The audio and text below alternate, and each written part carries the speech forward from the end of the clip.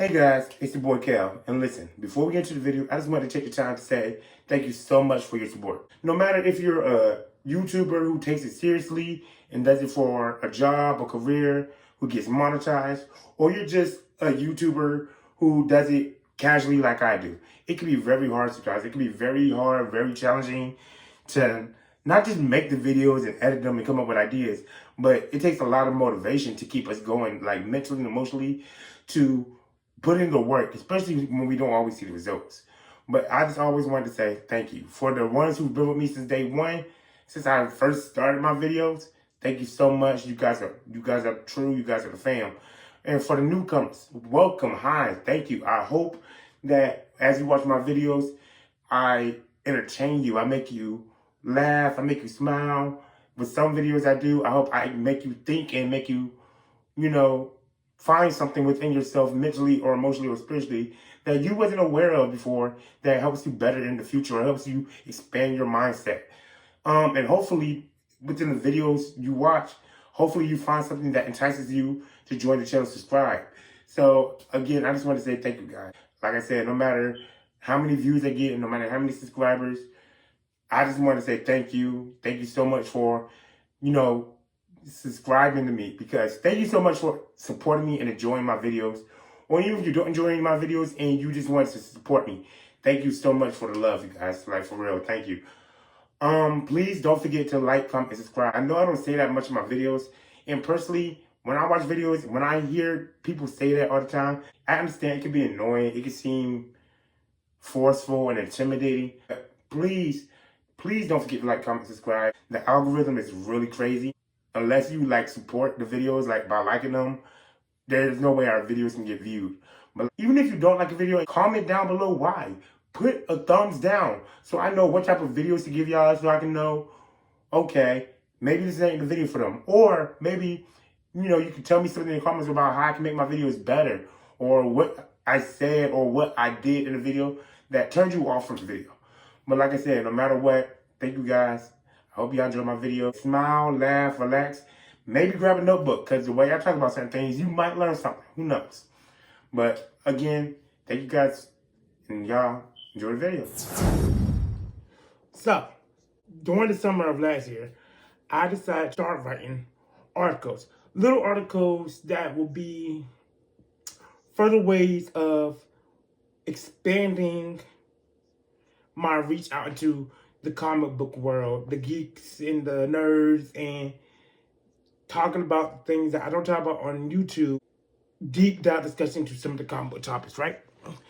And while I've only got a few articles so far, one of the articles I decided to write on was a piece on Scott Summers, aka Cyclops from the Marvel Universe, the leader of the X-Men. Because while a lot of people may not think of Cyclops as their go-to X-Men or the X-Men, Cyclops is a huge character. And he is, without doubt, a key figure when it comes to X-Men. I don't think, when it comes to X-Men, you can't have the X-Men universe without having certain characters. Those characters being Professor Xavier, Cyclops, and Magneto for starters. That's those three for sure, right? And with X-Men 97 coming out, a lot of people saying, yes, Cyclops has been redeemed. It's finally about time. Cyclops is getting his spotlight, is getting his due. And not only has that been the case, but we all know that James Marsden and a few other of the original X-Men are coming back to reprise their roles in Doomsday and Secret Wars, right? For him to be such a main pivotal player within the X-Men mythos, he really hasn't had his time to shine. Like I said, with all of the X-Men movies and animations we've had, there's been many portrayals of Cyclops. But for there to be as many portrayals as there has been, again, people could say that he still hasn't been done right. He hasn't been done accurately, right? So, today we are going to be doing a companion piece video on that article. But in this video, instead of expanding on the article directly, we're going to be doing it indirectly and looking at all or most. There's 2 shows I'm not counting because most people don't think of those, or most people forget about them. We're going to be looking at most of the Cyclops portrayals, voice actors, and live action adaptations to figure out what did the actors get right, what did they get wrong, and was there any portrayal that was almost there, that almost had it. So we're going to start with the live adaptations, and we're going to go into the animations to figure out exactly which portrayal for Scott Summers was the most accurate in what they all had that was missing, or that they had on point, to figure out what we want and need from the new casting that will be coming up for Scott Summers in the MCU. Let's get into it. All she ever says, come and see me for once. Come and see me for once. You don't never come to me. Yeah. You don't never come to me. Yeah. All she ever says, come and see me for once. Come and see me for once. You don't ever come to me. Yeah. Alright, so y'all know me. I don't like to waste y'all time. I don't like my time being wasted. So let's get into it. Starting with the first portrayal, we're going to go with the one that everybody knows, especially if you start off with the original X-Men movie, right? James Marsden. Now, James Marsden is what a lot of people saw in their casting mind. Maybe not as their first choice, but people would say he's not a bad casting choice for Cyclops, right? He's not a bad casting choice. Now, we have seen James Marsden play many different roles, many different things. Now, y'all know me. I'm not a big actor person. I don't know actors by heart. So if you say he was in this movie, and I don't know their face or don't know their name, I can't really tell you. But knowing that I know who James Marsden is now, he was in the Sonic movies. He was... I'm pretty sure he was in Death in the Funeral. I don't know. Like I say, he's been in many movies, and we see him do many different types of roles, right? He's not a bad actor whatsoever. If you want to talk about physical feature-wise, he has the look. I think he has the build. Everything was cool with James Marsden, right? So, what went wrong with James Marsden? Why can we say that he didn't hit Cyclops? Well, because when we seen James Marsden, Cyclops within the original X-Men movies, he was litigated to 2 things. A love romance rivalry and someone who just always seemed to end up disappearing or getting snatched up or hurt. X-Men 3, gone, dead. X-Men 2, knocked out most of the movie. X-Men 1, they focused mainly on Wolverine. So it wasn't even his fault. But the times we did get James as a good thing as Cyclops, he had a build that you could see that he was serious. He was serious. He was mature. He took the job seriously. He followed the dream. Like that first, one of his lines in X-Men #1, when he was talking to Professor Xavier, when Professor Xavier was unconscious, right? He was like, I'm going to lead these people. He was dedicated to the dream, dedicated to the job. He saw the vision. He was for it, right? But what happened for him not to be spotlighted as he was, besides the whole him not being there and just being a love romance? Again, it's not his fault. Because Bryan Singer and everybody else in that production crew decided to make Hugh Jackman and Wolverine the star center, many of the other X-Men characters didn't get much to work with. They didn't get much chance to shine. That's 1. 2, with him not getting a chance to shine, we could have seen him being the leader. We could have seen him being the man who's really dedicated. Of course, we had that one line with Professor Xavier, right? But we didn't get to see the man who would do anything for mutant kind. We didn't get to see the one who would put everything on the line for mutant kind. If anything, we could say that outside of Jean, he didn't really have any focus. Because as soon as Jean goes, he just loses focus. He walks away from the team and everything. And yeah, we could say that he was a leader. He took that one shot, that one leading shot. But outside of that, what do we really have to work with? And again, that's not his fault. Actor-wise, he's fine. But him not being a big player is all due to the writers. So I think James Marsden has potential. And hopefully we'll get to see that potential in Doomsday and Secret Wars. But if you want to say that he was a bad Cyclops, I don't think he was a bad Cyclops. But again, due to the writers and production crew, we didn't get a Cyclops that we deserved. Now, the next Cyclops portrayal that we got was from actor Ty Sheridan. And if you're expecting me to do this in order, I know that technically this isn't in order because the next one in order will be the one that was portrayed in X-Men Origins Wolverine. We'll get to that one. But if you want to talk about how the movies did the whole time linear line thing, Ty Sheridan is technically next. Now, Ty Sheridan, he had the chance to play a younger Cyclops, starting from his younger years. Now, this one, what can I say about this one? Again, I don't think we had enough to work with. Now, when we first see him, we saw him in X-Men Apocalypse. Now, this one, you see a Cyclops who is scared, right? And while that part works fine, because we all know that when you first get your powers, most mutants are scared, right? Now, we have seen different iterations of how he got his powers. Is it in school? Is it him at an orphanage? Most of the time, it's him at an orphanage.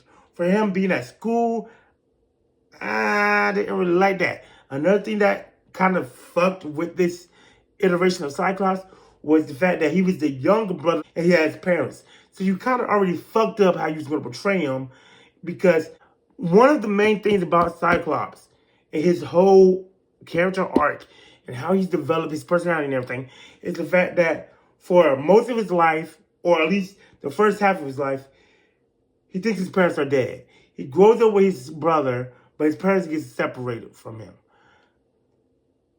So for you to have a brother who is more stable and older, and for him to have both his parents, it's already kind of screwing things up. But again, with the whole timeline thing they did, we was already going to have problems with that anyway. But after that, him running into Jean and everything, if you read the X-Men First Class series, that was like the hidden years or what they did within those years, or the actual First Class series by Kirby and Lee, you would know he was more of a nervous wreck. He was more, I don't want to say he was a crybaby, but he was very frantic. He was very doubtful of himself. So for him to be kind of a jerk to Jean, I wasn't really feeling that. In a way I was, because I hate Jean as a character. We all know that. But at the same time, I was like, okay, so we're starting to see how the relationship kind of starts. Cool. But outside of that, like I said, we didn't get much of that, of his character within that movie. And then when you're going to talk about X-Men Dark Phoenix, we saw him, it wasn't even about him. Again, we didn't see a leadership role. We saw him more about Jean, right? And apparently they're together now. I don't like when movies do that, okay? Sure, we know that they're together in the comics. But you went from them kind of hating each other in Apocalypse to them being okay to all of a sudden, come back to me. You say you'll always come back to me. He lied to me, Scott, about everything. We'll figure everything out together. Just come back to me. Remember, you said you'd always come back to me. Come back to me. I can't stand that. So now he's all that, and now he's ready to kill and shit for her. And he seems very aggro. Ty Sheridan, out of all the portrayals, live action portrayals, out of 3 we got, Ty Sheridan was probably my least favorite one, honestly. like I said, the whole being scared of, with your powers thing, that's cool because another part of Scott's identity is he has no control of his power. And because he has no control of his powers, he feel like there's no way for him to be a good leader and stuff because he's so uncontrollable. So that works. But everything goes, I won't feel it. And I think that's all because of the whole time thing and how they set Alex and everything up. But I won't feel Ty Sheridan either. All right, you guys. So our final live action portrayal for Scott Summers was Tim Pocock, who was in X-Men Origins Wolverine. This one, I think this younger version of Cyclops works. We don't see exactly when he gets his powers, right? We don't see how his life is outside of school and whatever, right? At school, you know, he's getting the irritation stuff because of his eyes and the glasses. That works. That works. It shows the downsides of having powers and you having to suffer with those consequences, whether people know you're a mutant or not. That's one. Then we get the whole mutants being hunted thing and tested on. That works. Cool. But like family-wise and stuff, we don't know much about what he went through. Cool. Fine. The movie was called X-Men Origins. Wolverine. Sure. Whatever. Now, the part about him being scared and running from Sabretooth makes sense.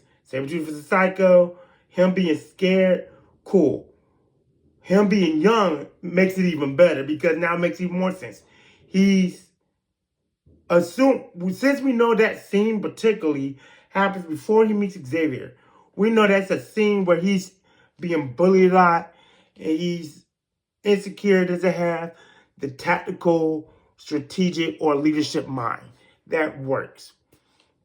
Now, for when he loses control of his powers and he's got his eyes shut, he's like, please, please don't. Again, scared of his powers. Works. Cool. Right. Now, everything else works for me. Like I said, Helmy and Emma first. In the movie universe, how they set the movies up and everything, how they made Emma a sister of Silver Fox, it works, I guess. And it works for me because, like I said, I love Emma Frost. And I prefer her and Cyclops together way more than I prefer Jean and Scott. But outside of the whole relationship thing, that wasn't even a relationship, that was just close. Outside of that, him taking charge, even though he's insecure, you know, he's still being there for his mutants. He's doing what he got to do, despite him not being able to see, him being scared, him taking charge of me like, I got this, just let me at it, just tell me when, tell me where to shoot. Him taking charge, I like that. Follow me. I don't know how I know, I just know. Follow me. Everything about that works for me. Ty Sheridan, no. Tim Pocock, whatever his name is, I like this version of a younger Cyclops way better. Now, again, it fails because, again, for some damn reason, Bryan Singer and the production of Fox want to make Hugh Jackman and Wolverine the center of the X-Men universe. I'm not trying to say Hugh Jackman's a bad actor. Seems like a great guy. He's a great actor, actually. He's a great guy. Wolverine is a good character. I have no beef with Wolverine at all. He's just not my X-Men. There's far more interesting characters or better characters to focus on than the X-Men. And again, if you took Wolverine from the X-Men, you can still have an X-Men. If you took Scott away from the X-Men, you have less of an X-Men team. You have less of a mutant society. Wolverine, not necessarily. Especially for the fact that for the first 10, 15 years, they couldn't even decide if this nigga was a mutant or not. So for him to be the center, I don't get. But that's neither here nor there. Overall, The entire problem with all 3 live action depictions for Cyclops boils down to 2 main things. The studios and production staff, because they wanted to focus more on Wolverine in the first set of films, and then Magneto, Charles, Mystique, and Beast in the second set of films. And because of that, wanting to focus on other characters and only those characters, it leads into the second problem, which means no emotional or overall character arc or development for other characters like Cyclops. Alright guys, so now we've talked about all 3 of the portrayals in live action. Let's talk about animated trailers. Starting with the first animated series I've seen, X-Men Evolution. And the person who voiced Scott Summers in X-Men Evolution is got to be one of my favorite superhero cartoons. And it's definitely my favorite X-Men animated show, right? Now, when it comes to Scott,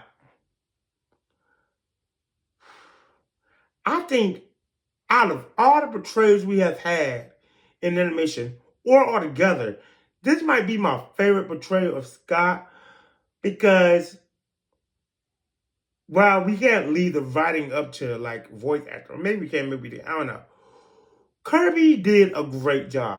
In his voice, we got commanding tone, we got emotional depth when we need it, no matter if that emotion was grief, joy, anger, no matter what that emotion was, we heard it in his voice. Now, story-wise, plot-wise, we seen a Scott who took charge, who had a solid footing.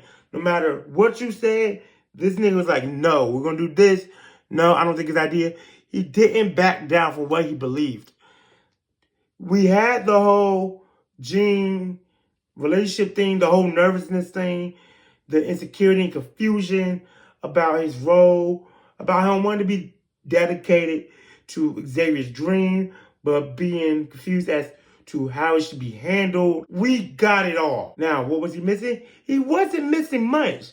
That's the thing about Cyclops in X-Men Evolution. He wasn't missing much. It was a younger Scott who wasn't like just beginning, but he wasn't like there either. It was a Scott who was learning, but he had enough of what he learned to ground him out. We didn't have a lot missing from Kirby's portrayal or whatever the writers did in that series. So that's why I say he's one of my favorite portrayals. I used to call this my second favorite animation for X-Men, right? But that's before 97 came out. It still might be. I don't know. But the person who voiced Scott in Wolverine X-Men was Nolan North. Voice-wise, now this might be the voice. This might be the voice. And not this one or X-Men Evolution. This might be the voice I think of when I'm reading the X-Men story and I'm like reading this dialogue from Scott. This might be the voice. Now, portrayal-wise, this is probably one of my least favorite portrayals. And I'm going to tell you why. Think of a character you just do not like and how it's like before you started reading about them or whatever, you saw one thing and made you not like that character. This is where I started saying I did not like Cyclops. Because before I saw X-Men Evolution, was it X-Men Evolution or X-Men? I don't know. My introduction into comics, like most people, was some type of show or movie. I can't remember if it was the X-Men movies or X-Men Evolution, right? Wolverine and the X-Men was what made me say I hated Cyclops. Not hate Cyclops. That's a strong word. I never hated Cyclops. But I never say he was my favorite character. And that show right there is the reason why.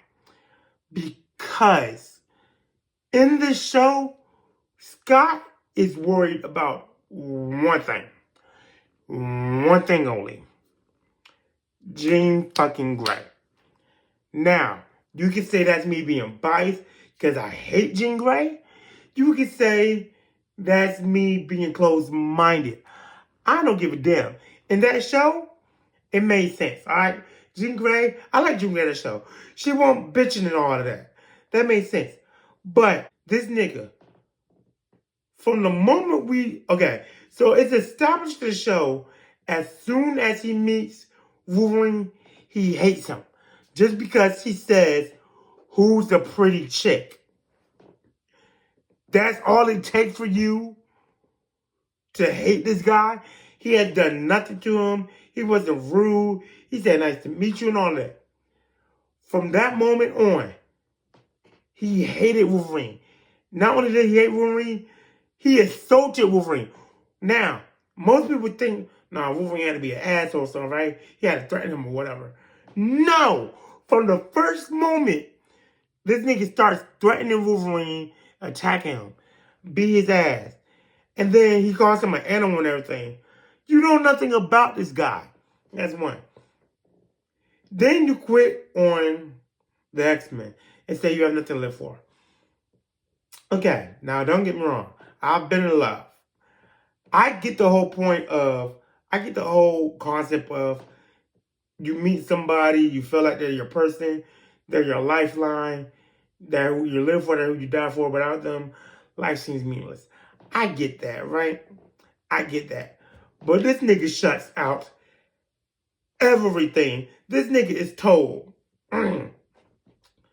mutants go extinct. The world will end in a fire. And every fucking thing. This nigga's like, is Jean there? Nigga, that's what you're taking away from this conversation?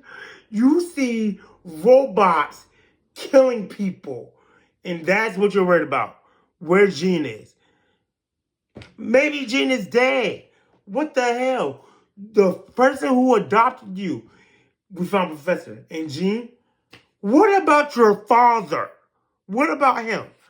It's just like, dude, I could understand how focused he was on Jean.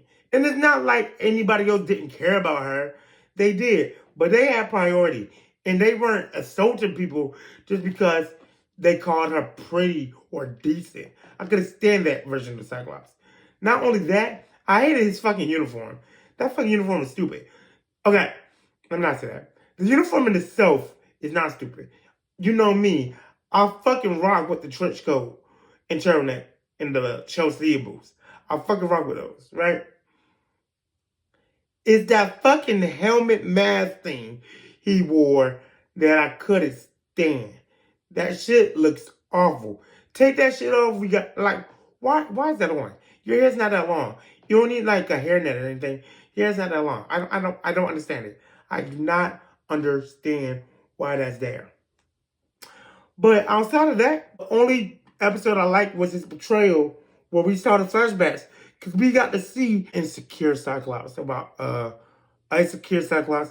being a leader, or insecurity about his powers, or anything about his past, or anything about how but outside of X-Men Evolution and this show, I will give it to them.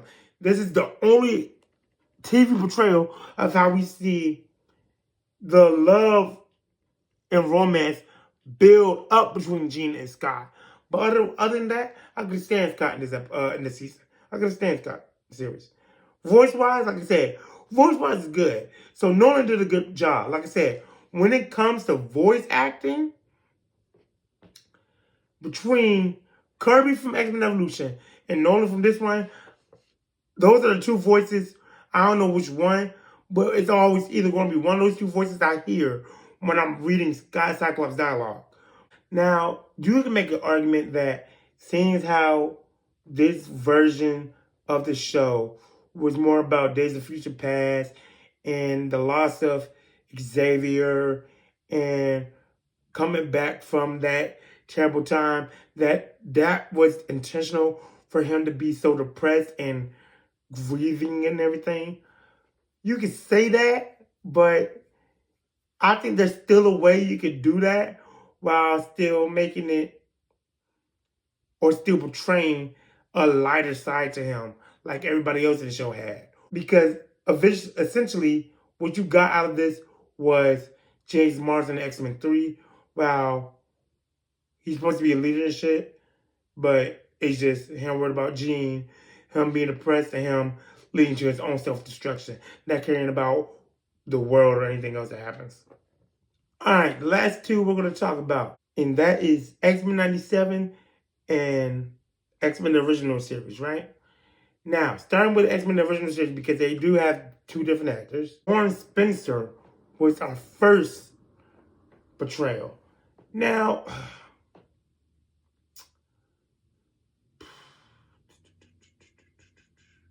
what can I say about this series? Okay, this is my least favorite series, only because, like I said, I didn't grow up with the series. I have seen it, but it's like some of the episodes were just to me, and I wasn't really a fan of the art style, but that's outside the point. When it comes to Norman Spencer and his portrayal,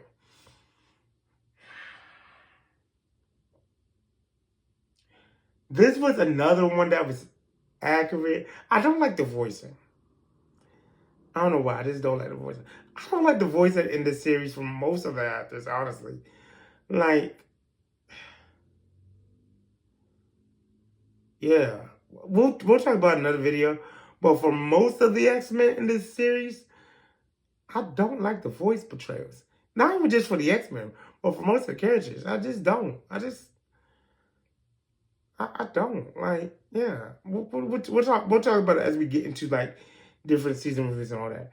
But Norman Spencer, you got the man who makes the tough calls and puts his foot down no matter what, right? You got a leader. You got someone who's Jean Grey focused. You got the rivalry with Wolverine.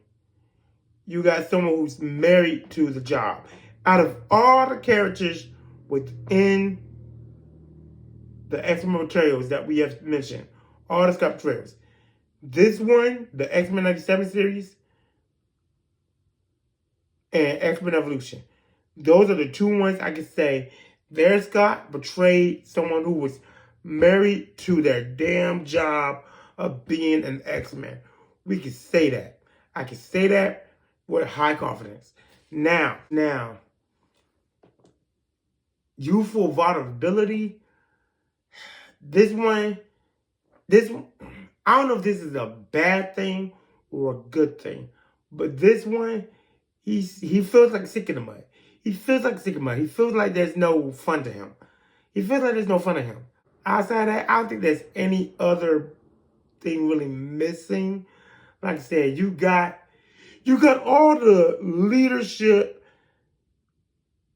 figure roles, head figure roles of mutant kind within Scott. You also got his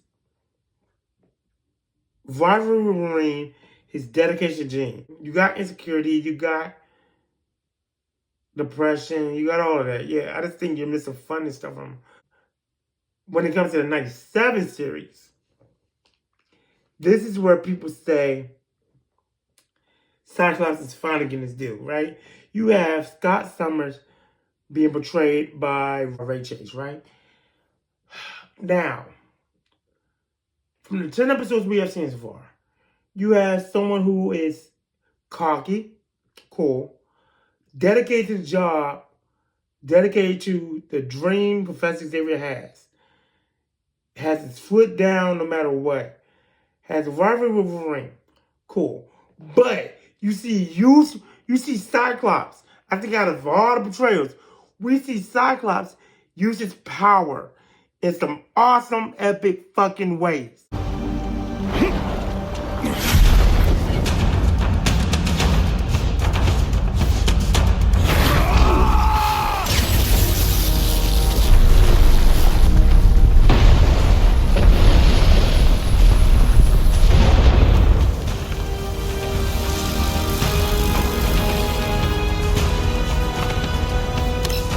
To me, my X-Men. I don't care what nobody says. That was cool. That was cool, and you know what I'm talking about. We see his questioning. We see him being a soldier, no matter what, following the task, no matter what he believes. We see his aggravation, his dedication towards mutant kind, his love. We see it all. Now, we also see him trying to be a father. We see his father side too. See him wanting to be a good father and a deadbeat father. I won't be like my father. I won't abandon my son. We said we'd give him the best possible future. It's what we promised. Don't any of you know how it feels to be abandoned? I won't have him feel that. I can't be a part of this. I'm sorry. How are you going to say, I'm not going to abandon my child? Just to abandon your child. But we see him try to be a family man. We see his confusion, especially with the whole Jean Madeline thing. So with all of that being said, we got trauma. We got romantic conflict, political conflict. We got mutant dedication. We got leadership. We got charisma. We got technical brilliance. Yeah, just like with X-Men Evolution, there's not much missing from this one. So out of all the animated portrayals, Ray Chase and Kirby might have been the best jobs. And like I said, maybe this is just me being biased and nostalgic, but Kirby in X-Men Evolution is still my favorite. Now, if you want to talk about how powers came into play, of course, it's 97. Now, if we're talking about relationship-wise, again, I cannot... Now that I'm thinking about it and how I am with relationships, I liked how he handled how he was with the whole relationship thing in Wolverine X-Men. I just don't like how that was his only thing. But I like the growth we see in X-Men Evolution. And I like how we got more of a conflict. Is it Jean or is it not Jean? Is it Madeline or not Madeline in 97? And I like how we see the father aspect to him too. But yeah. Anyway, you guys, so yeah. So as you can see, there wasn't a lot of portrayals who had a lot of missing. At least within the animated version.